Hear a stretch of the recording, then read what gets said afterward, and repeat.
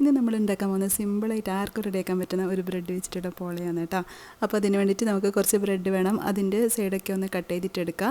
ബ്രെഡിൻ്റെ അളവൊക്കെ നിങ്ങളെടുക്കുന്ന പാനിൻ്റെ വലുപ്പത്തിനനുസരിച്ചിട്ട് എടുക്കും കേട്ടോ. ഇനി ഞാനിവിടെ ഒരു 5 മുട്ട എടുത്തിട്ടുണ്ട്. അതിലോട്ട് ആവശ്യത്തിനുള്ള പഞ്ചസാര ചേർത്ത് കൊടുക്കുക. പിന്നെ ഒരു 1/2 ടീസ്പൂണൊക്കെ ഏലക്ക പൗഡറും 1 കപ്പ് പാലും കൂടി ചേർത്തിട്ട് നല്ലപോലെ ഒന്ന് മിക്സ് ചെയ്തിട്ടെടുക്കുക. ഇനി വേറൊരു പാൻ വെച്ചിട്ട് അതിലോട്ട് 1 ടേബിൾ സ്പൂൺ തന്നെ ഗീ ഒഴിച്ച് കൊടുക്കുക. അതിൽ 1/4 കപ്പോളം നട്ട്സും 3/4 കപ്പ് തേങ്ങയും ആവശ്യത്തിനുള്ള പഞ്ചസാരയും കൂടി ചേർത്തിട്ട് വീണ്ടും നല്ലപോലെ ഒന്ന് മിക്സ് ചെയ്തിട്ടെടുക്കുക. ഇനി ഇതിലോട്ട് ഞാനൊരു മുട്ടയും കൂടി ചേർത്ത് കൊടുക്കുന്നുണ്ട്. നിങ്ങൾക്ക് മുട്ടയിൽ മാത്രം വേണമെങ്കിൽ അങ്ങനെയും ചെയ്യാം, തേങ്ങയിൽ മാത്രം വേണമെങ്കിൽ അങ്ങനെയും ചെയ്യാം കേട്ടോ.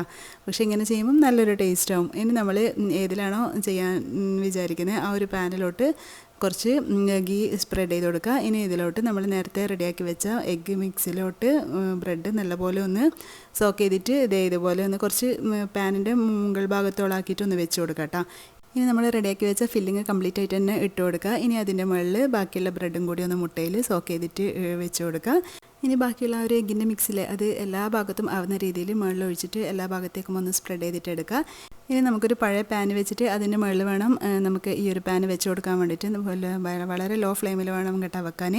എന്നിട്ട് ഒരു 10-15 മിനിറ്റെങ്കിലും ഒന്ന് കുക്ക് ചെയ്തിട്ട് എടുക്കുക. ഇനി വേറൊരു പാനിൽ ഗീ ബ്രഷ് ചെയ്തിട്ട് ഈ പോളി ഒന്ന് തിരിച്ചിട്ട് കൊടുത്തിട്ട് കുറച്ച് ജസ്റ്റ് ഒരു 1-2 മിനിറ്റ് ഒന്ന് കുക്ക് ചെയ്തിട്ടെടുക്കുക. അപ്പോൾ നമ്മുടെ അടിപൊളിയായിട്ടുള്ള ബ്രെഡ് പോളി ഇവിടെ റെഡി ആയിട്ടുണ്ട്. കുട്ടികൾക്കൊക്കെ എന്തായാലും ഇഷ്ടമാവും കേട്ടോ. അപ്പോൾ എല്ലാവരും ഒന്ന് ട്രൈ ചെയ്ത് നോക്ക്. ഇഷ്ടമായിട്ടുണ്ടെങ്കിൽ ലൈക്ക് ചെയ്യാനും ഫോളോ ചെയ്യാനൊന്നും മറക്കണ്ട. അതുപോലെ തന്നെ യൂട്യൂബ് ചാനൽ സബ്സ്ക്രൈബ് ചെയ്ത് കാണുന്നവരുണ്ടെങ്കിൽ എന്തായാലും ഒന്ന് സബ്സ്ക്രൈബ് ചെയ്ത് സപ്പോർട്ട് ചെയ്തേക്കണേ. ഞാൻ ഇതിൻ്റെ ഡീറ്റെയിൽഡ് വീഡിയോ യൂട്യൂബിൽ കൊടുത്തിട്ടുണ്ട്. അപ്പോൾ ഇൻഷാ അല്ലാഹ് നെക്സ്റ്റ് വീഡിയോയിൽ കാണാം. അതുവരേക്കും ബൈ. Thanks for watching.